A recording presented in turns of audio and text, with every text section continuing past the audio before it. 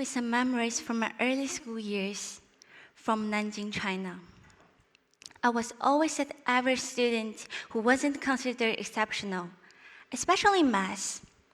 Despite getting full marks in the earlier years, everything changed starting in grade 3. My math grades declined sharply, no matter how hard I worked, and I noticed a shift in my teacher's attitude. Her patience started to fade, and I began to feel invisible. From this early experience taught me something important, that no matter how much effort we put in, sometimes the results won't reflect that effort. But what I didn't realize at the time was that failure, at least in the way I perceived it, wasn't the end of the story. I'm the kind of person who has always enjoyed exploring new things.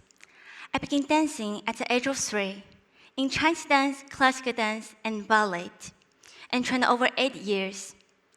In grade 5, I broke a bone in my arm in which I could not perform advanced movements, which led not taking part of the competitions and had to recover for a long time. From outside, this experience may seem like unfinished, like effort without happy endings. Yet, I felt no regret. This experience never dispirited. They just quietly shaped who I am today. But another different example was when I was in first grade. I started learning cello. I got interested after my mom showed me a video of Ouyang Nanas playing. I decided to try it. I practiced at least 4 hours every day. But when I got in grade 6, I decided to quit it. Schoolwork was really stressful, and my family just kept reminding me to practice more. That means I didn't have any free time to do my own things, which made me discouraged. I found myself having to decide either quit it and focus on my studies, or just to practice more, even though it was hard. I decided to stop.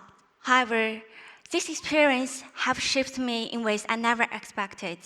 This reminds me that even in perfect effort, just without clear success or recognitions, I still was trying. But that brings me another question. What's the difference between the dance which I continued and the cello which I stopped? Why do we keep going with something even after failure, but stop others? For me, it's about the connection I felt. With dancing, I continued because it brought me happiness. But with the cello, I decided to stop because the pressure to be perfect to make it feel like a burden.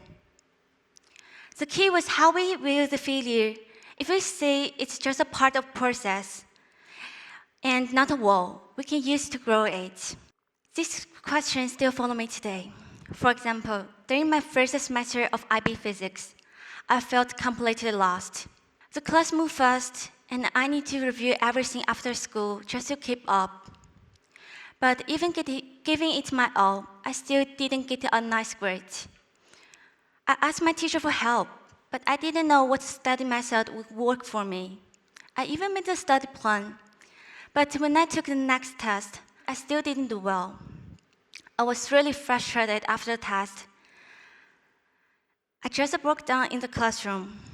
I practiced similar questions, but I still couldn't solve the problem on the exam.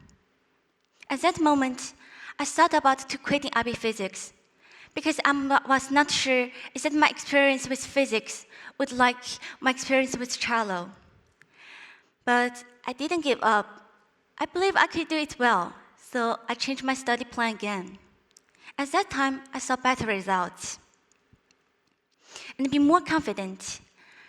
By the last test of the semester, I finally got a nice grade.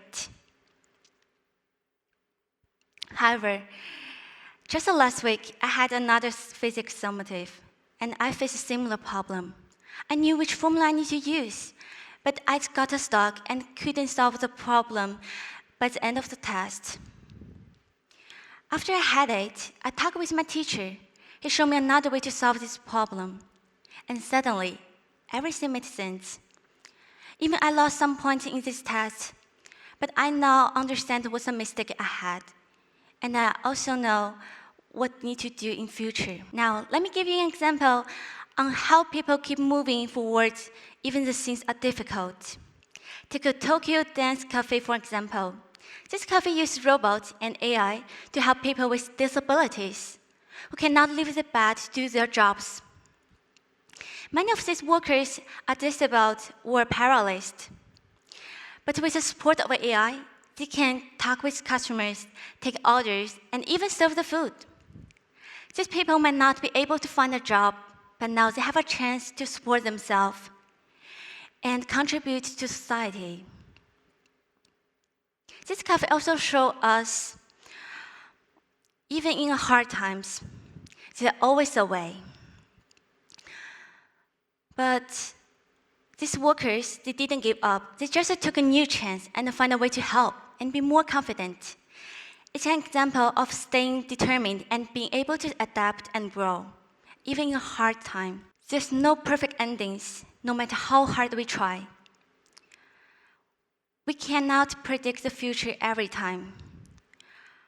But what truly matters is it was how we face the challenges and find a new path when the things aren't working.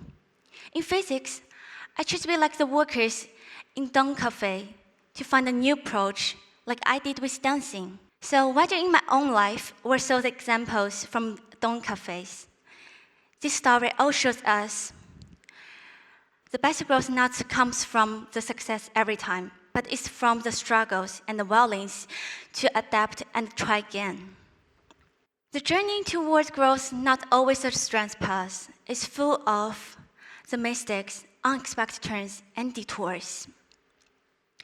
But every step, even it was a success or a failure, it's just a part of process.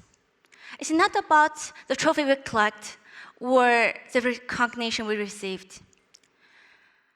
The true value lies in the effort, the lessons, and the strengths we build along the way. So next time, when you face challenges, please remember there's no perfection of the outcomes that matters.